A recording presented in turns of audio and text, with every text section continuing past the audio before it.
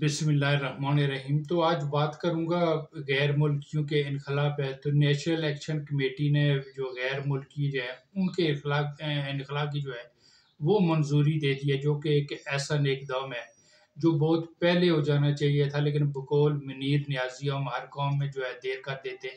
लेकिन देर आए दुरुस्त आए। और अगर रियासत और रियासती इदारे इन गैर मुल्कियों, वो अफ़गानी हों, वो ईरानी हों, वो बांग्लादेशी हों, वो चाइनीज़ हों, इनको निकालने में कामयाब हो गए तो ये मुल्क व कौम पे एहसान अज़ीम होगा। शायद हम दुनिया की वाहिद रियासत है जहाँ जो भी और जहाँ से भी जब चाहे मुँह उठा के जो है वो आ सकता है, और फिर जहाँ आके वो कारोबार करे, जो वो स्मगलिंग करे, वो मनी लॉन्ड्रिंग करे और दहशतगर्दी करे, और जब जो रियासत का जो आइन है, कानून है, वो गिरफ्त में लेना चाहे तो वो सरहद अबूर करके जो है चला जाए, और हमारे पास कोई रिकॉर्ड ना हो कि ये कौन था और कहाँ से आया था। क्या ये खिलवाड़ दुनिया में कि कोई ऐसी रियासत है कि वहाँ इस किस्म का खिलवाड़ जो है वो मुमकिन है कि जो भी आए और आकर जो है वो वहाँ का नेशनल बन जाए, वहाँ का शनाख्ती कार्ड हासिल कर ले। क्योंकि कार्ड हासिल करना, शनाख्ती कार्ड हासिल करना कोई मुश्किल मसला नहीं है, क्योंकि ये जाली तरीके से भी इस तरह की वारदातें जो है वो हो रही हैं और हो चुकी भी है।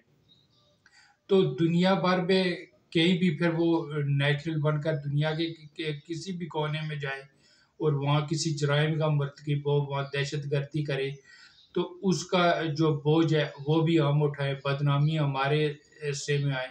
तो हमें अपने हिस्से का बोझ उठाना होगा, दूसरों का नहीं। अगर हुकूमत ने कोई दुरुस्त फैसला किया है तो उसको अप्रिशिएट करने के हम कीड़े निकालने में जो है ना वो लग गए। खैर ये हुकूमत का फैसला भी नहीं, बल्कि एस्टेब्लिशमेंट का है, क्योंकि कुछ एरिए जो है वो वहाँ सियासतदानों के लिए जो है वो नो गो एरिया है। लेकिन एस्टेब्लिशमेंट के फैसले के साथ जिस तरह हुकूमत खड़ी है वो दाद की मुस्तहिक है। बिलखुसूस वज़ीर दाखिला जो बुगटी साहब हैं, उन्होंने रीट ऑफ स्टेट एस्टेब्लिश करने के लिए जो विल दिखाई है वो काबिल दाद है। अगर हमारी मौजूदा क़यादत, हमारी एस्टेब्लिशमेंट जो है वो माज़ी की एस्टेब्लिशमेंट के फैलाए हुए गंद को साफ़ करने का उसने फ़ैसला कर लिया है, और इस गंद को समेट कर एक पोटली में डालकर जो है सरहद से बाहर करने का फ़ैसला कर चुके, तो पूरी कौम को इस फैसले के साथ खड़ा होना होगा। लेकिन कुछ लोग इस ऐसा इक़दाम को भी एप्रिशिएट करने के बजाय ये जो पोटली है, ये पॉट जो है, ये खोलकर तूड़ी उड़ाने पे पता नहीं क्यों ज़िद दिखाई देते हैं। तो एपेक्स कमेटी ने जो ये फैसला किया है उस पर जो है अब मीडिया में भी कुछ दानश्वरों ने जो है ना अपना रंडी रोना शुरू कर दिया है।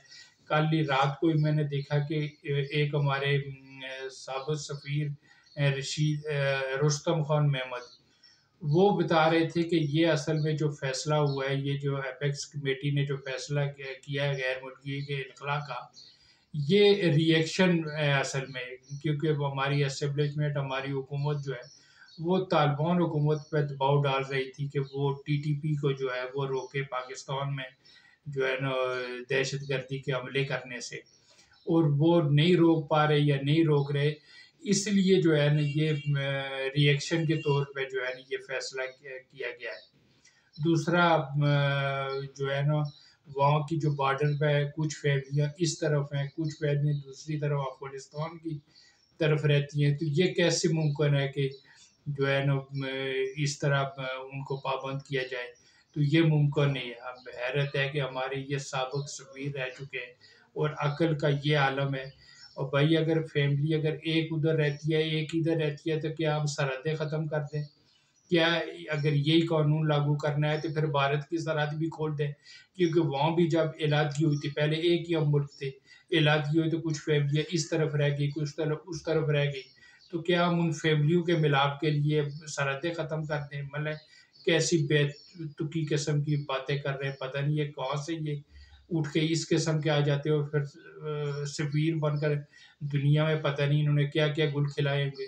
तो दूसरे थे हमारे एक साफ़ी हैं हबीब अकरम साहब, वो एक जनरल साहब से सवाल कर रहे थे कि आप बताएं जनरल साहब, अगर एक आदमी या उसकी दो शादियां, एक जलालाबाद में है, दूसरी पेशावर में है, अब उसका क्या करेंगे?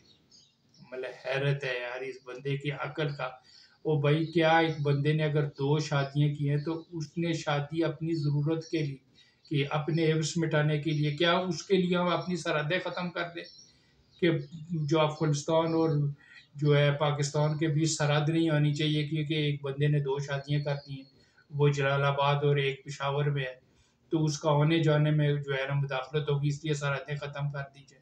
मतलब क्या तुक बनती है। मैडम हबीब साहब, अगर आपको इतना तकलीफ है तो आप कोई उसको दे दे और उधर ही बेच दे ताकि बंदे को इधर आने की ज़रूरत ना पड़े। तो ऐसे इस तरह की जो है ना दकियानुसी किस्म की सोच का कम अज़ कम अगर आपके अंदर ये है तो उसका इज़हार तो ना करें। तो आसिम मुनीर साहब, आपने एक डंडा लिया और वो डॉलर वालों पे रखा, डॉलर नीचे आ रहा है, दूसरा स्मगलिंग वालों पे रखा, उसमें कुछ फ़र्क जो है ना वो पड़ रहा है। तो अब एक डंडा जो है ना थोड़ा ज़रा मोटा करके वो इन मीडिया वालों के लिए भी रखें और इनको ना एक तरफ से सिर्फ देना नहीं है, दूसरी तरफ से निकालना भी है, ताकि इनके अंदर जो कीड़ा है वो ज़ुबान समेत जो है वो बाहर आए।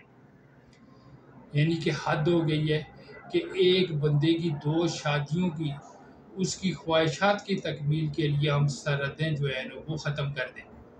तो जनरल साहब, अगर इस ऐसा इकदाम की तकमील के लिए अगर इलेक्शन थोड़े आगे भी करना पड़ जाए तो कोई मज़ायका नहीं, पूरी कौम आपकी पुश्त पे खड़ी होगी, सिवाय उनके जिनकी रेड लाइन धरती माँ, ये रियासत नहीं, ये धरती माँ नहीं बल्कि फ़र्द वाहिद है।